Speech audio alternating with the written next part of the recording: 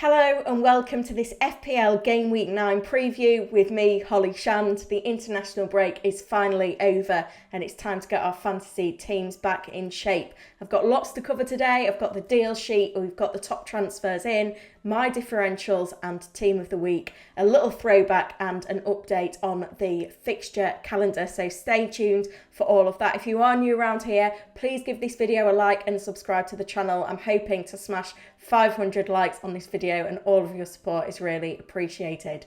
Let's get into it.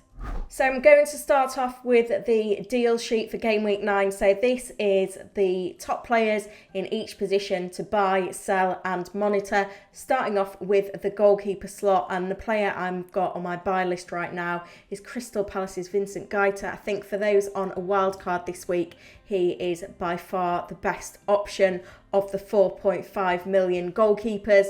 I mean, granted, it might be best to spend a bit more money in the 5 million bracket, but I know a lot of managers on wildcard are struggling for funds, and that makes Guaita a very good option. Some great upcoming fixtures for Crystal Palace once they've got Chelsea out of the way this weekend, and he's certainly got a good save ratio as things stand. On the sell list, we've got to get away from Leicester goalkeepers now. Anyone who's still rocking a Leicester goalkeeper playing every week needs to rectify that situation. I saw a stat somewhere on Twitter this week that there's 20 teams in the Premier League. Ward is the 21st highest scoring goalkeeper FPL, so that tells you everything we need to know about him. And then on the monitor list, I've got Kepa, who has been playing some minutes for Chelsea since Graham Potter took charge. Mendy has had a little bit of an injury, but should Kepa win the number 1 shirt back at Chelsea, he could be an intriguing option. Great upcoming fixtures for Chelsea, and certainly to be able to get on a goalkeeper from a premium defence at under 5 million makes him an intriguing option, that's for sure. Moving on then to midfielders, and on the buy list, sticking with Chelsea, I've got Reece James, who is among the most attacking of the defenders in the game right now. He seems to be playing that right wing-back role under Potter. We saw some rotation on the right centre-back role in the era of Thomas Tuchel, but I do think that he's going to be well suited to that attacking role. I think the reason Tuchel didn't play him in that role every game was because he struggled to stay fit, so that's a little bit of a concern. But I think right now, if you're shopping for a premium defender, he is the one to go for. And now is the time to move away from the Arsenal defence. Their fixtures were among the best over the opening 8 game weeks. They're now among the worst, especially with that blank in game week 12. So I know a lot of managers own Arsenal defenders, but with fixtures turning, it's certainly now the time to hop off their assets. They've got a blank within the next 4 game weeks. They play Spurs in a North London derby this weekend. Zinchenko got a bit of a knock anyway, so he's maybe an easier sell than Gabriel and Saliba, who have kind of impressed in terms of their ability to get attacking returns from set pieces. And on the monitor list, I've got Spurs' Ivan Perisic. Obviously a tough fixture this weekend with the North London derby, but in terms of his assist threat, it's well up there. The trouble is minutes, especially because of the congested fixture schedule for those top 6 clubs involved in Europe. So a tricky one whether you go for him or not, particularly if you're on wildcard. I think there's probably better options elsewhere, but maybe if you own Perisic already, it could be time just to hold him. Moving on to our midfielders then, and top of the buy list is James Maddison. Now granted, Leicester City have had a woeful start to the season, but Maddison has been delivering consistently despite difficult fixtures and poor team form. We have to see an improvement from Leicester soon. There's been lots of, discussion of changing of goalkeepers, a change of manager even. Maddison's form has transcended this, but with the fixtures on the up, including Nottingham Forest at home this weekend, I can see Maddison getting plenty of attacking returns. And when I do my stream tomorrow, he's certainly going to be included in the captain conversation for Game Week 9, which is quite interesting. On the sell list, I've got, I'm maxing out on Arsenal players here. I've got Odegaard on the sell list. He is a player flagged with injury at the moment. He's not even the best value player in that Arsenal midfield, so I think it's easy to sell him. It is a tough price bracket the midfielders now priced at, about 7 million or below.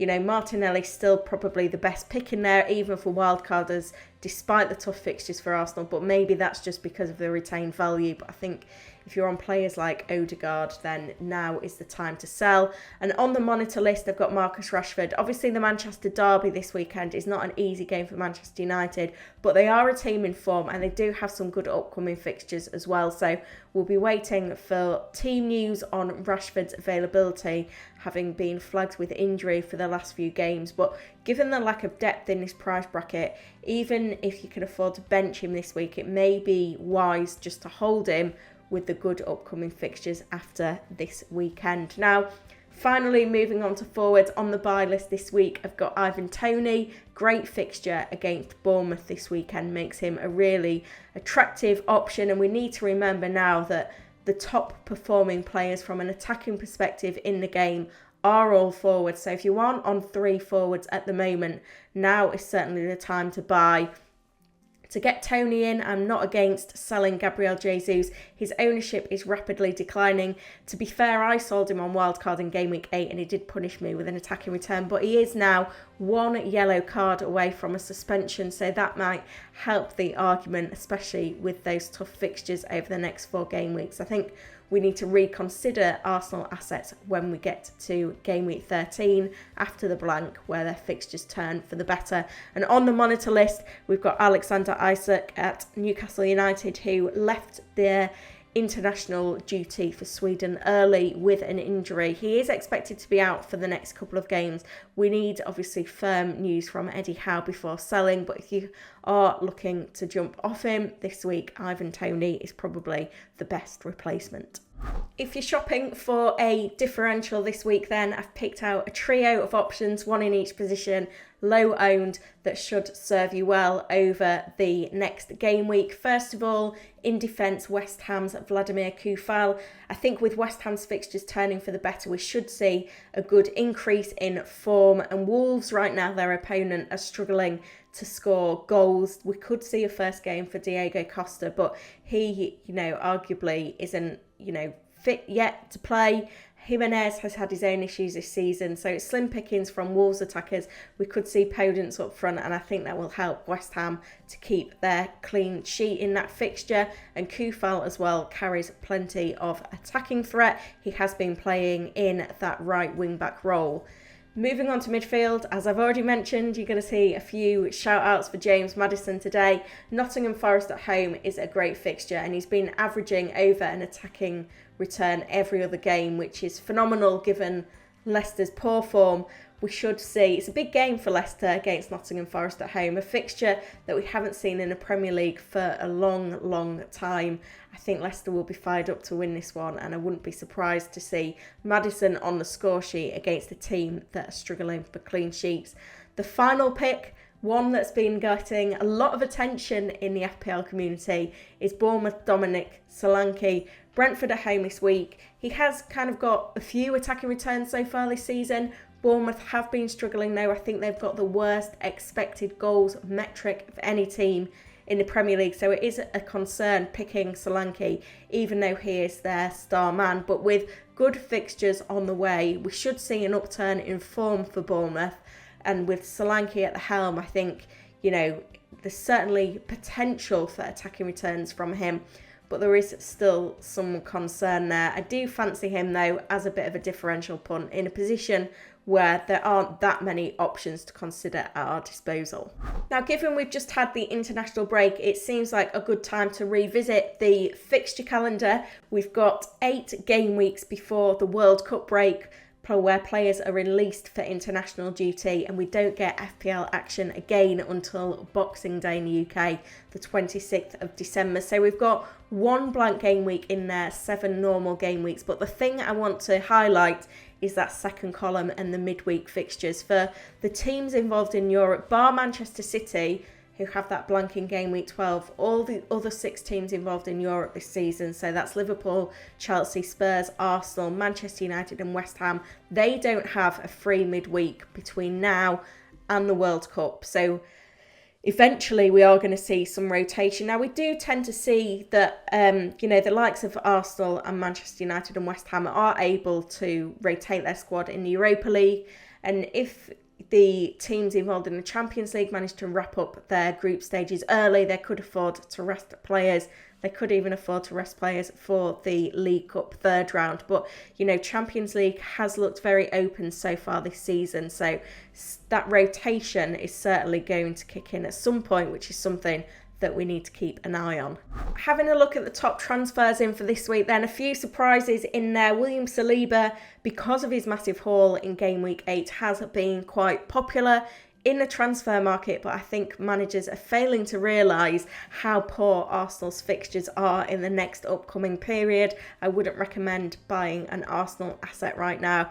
I did get told off by my mother-in-law for encouraging her to sell Saliba on wildcard. I haven't heard the last of that one, but even though the Arsenal centre-backs are more than capable of a headed goal from a set piece, it isn't going to happen every week, and with the tough fixtures coming up, I think now is a good time to hop off rather than hop on. Kieran Trippier has also been popular in the market. This is justified, but I think Fulham fixture is going to be a difficult one for Newcastle. I know their defence has been very good, but I can see the likes of Mitrovic getting back on the score sheet. But we don't just own Trippier for clean sheets. It's his goal threat and assist threat from free kicks and set pieces. So it's probably worth sticking with this week anyway.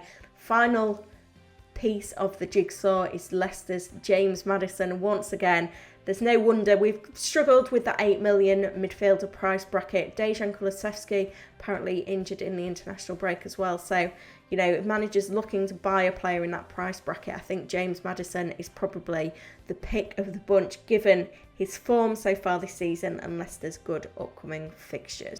Each game week, I try and come up with my team of the week, essentially a free hit team each game week who I think could score really good fantasy points. And this, as always, is powered by the My Team tool over on Fantasy Football Hub. There's still time, by the way, to take advantage of that 30% off memberships offer and win your mini league and your money back. I think that ends this weekend.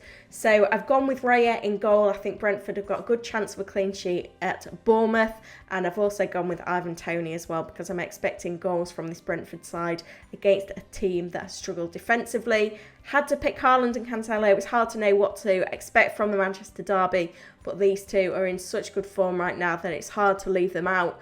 Haaland gets the armband as well. That's a bit of a spoiler for my captaincy thoughts this week. But I had to include Salah in there as well because I think Brighton at home is a good fixture for Liverpool. Trent in there as well.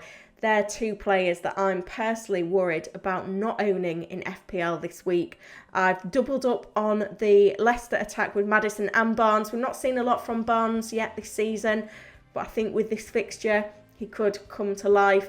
Kufal's in there. I've already discussed him today, as I have Reece James.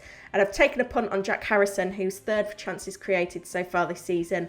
Leeds have got a home game against Aston Villa, which should serve them well.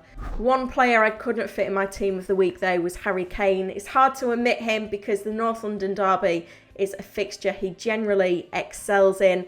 Look at his record in this little Thursday throwback. 15 appearances in the Premier League against Arsenal, and in that time he's managed 15 attacking returns, 13 goals, 2 assists. So if you're a Harry Kane owner this week and wondering whether you need to move him on or rejig your squad, I would certainly encourage you to hold him for this fixture, and you could even consider him in that captain conversation, but I do prefer the likes of Haaland, Salah and Maddison over him right now.